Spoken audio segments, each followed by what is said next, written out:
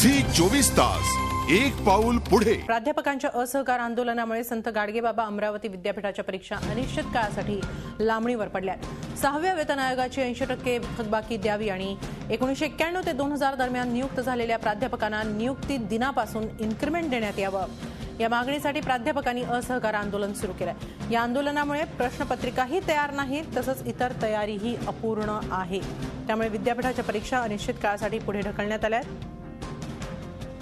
अकोला, यवतमाळ, बुलढाणा आणि वाशिम जिल्ह्यातले 95,000 विद्यार्थी यंदा परीक्षा देणार होते। मात्र आता या सर्व विद्यार्थ्यांचं भवितव्य टांगणीला लागलंय, कारण प्राध्यापकांनी असहकार आंदोलन पुकारलेलं आहे। 6व्या वेतन आयोग, त्याचप्रमाणे इन्क्रिमेंट देण्यात यावं, नियुक्ती दिनापासून, या काही मागण्या आहेत।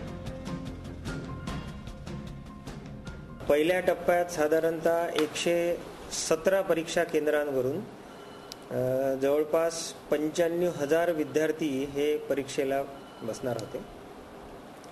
त्या परीक्षा आपण पुढे ढकललेल्या आहे। हे जी परीक्षा लांबलेली आहे त्यामुळे सर्वसाधारण सर्वच विद्यार्थ्यांचं शैक्षणिक फार प्रमाणात नुकसान होते।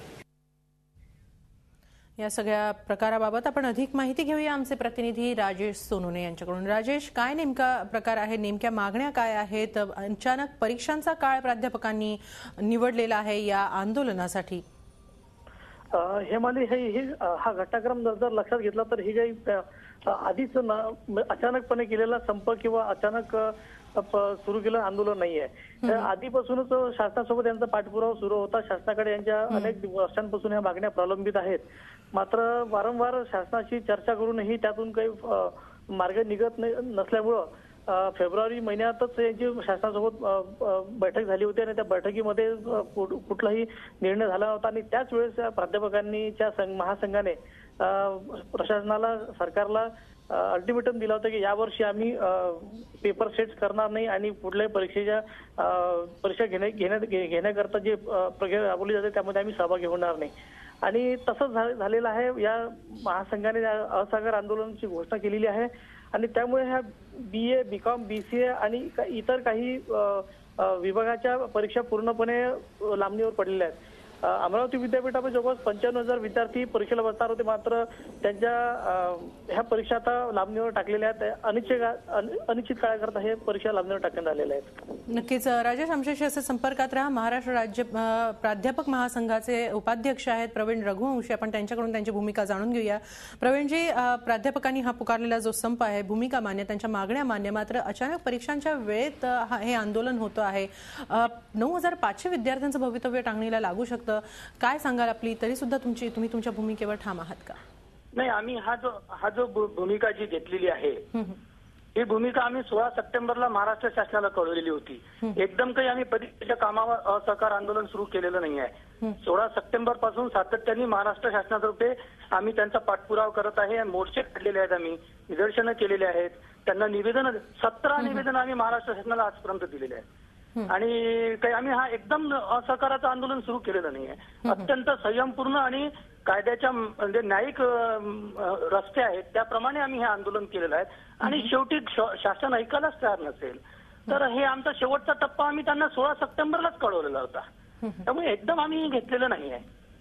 थोडक्यात शासनानं फारसं लक्ष दिलेलं नाही असं तुमचं म्हणणं आहे। मात्र हे विद्यार्थी जे आता हवालदिल झालेले आहेत या संपामुळे होऊ शकतात, एक त्यांच्यावरचा ताण वाढू शकतो, त्यांना तुम्ही काय सांगाल?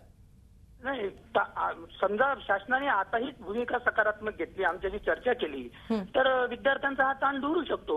मागल्याही वेळेस आम्ही बहिष्काराचं आंदोलन केलं होतं मूल्यांकनावर आणि आम्ही सगळ्या शक्तीनिशी त्यात उतरून पुन्हा आम्ही मूल्यांकनाचं काम आम्ही झपाट्याने केलं आणि निकाल वेळेवर लावण्याचा प्रयत्न केला। शासन मात्र दिशाभूल करत आहे सर्व शिक्षकांची आणि जनतेची आणि विद्यार्थ्यांची सुद्धा। आणि आज तर विद्यार्थी आमच्या सोबत आहे। प्रत्येक ठिकाणी विद्यार्थी मोर्चे काढून कलेक्टरला निवेदन देऊन राहिले की शिक्षकांशी बोलणी करा आणि त्यांच्या मागण्या मान्य करा म्हणून।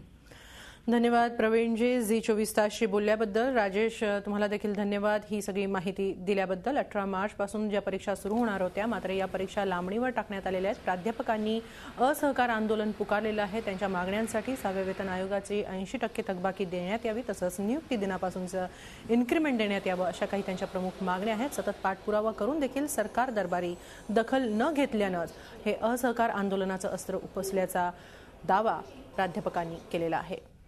झी 24 तास, एक पाऊल पुढे.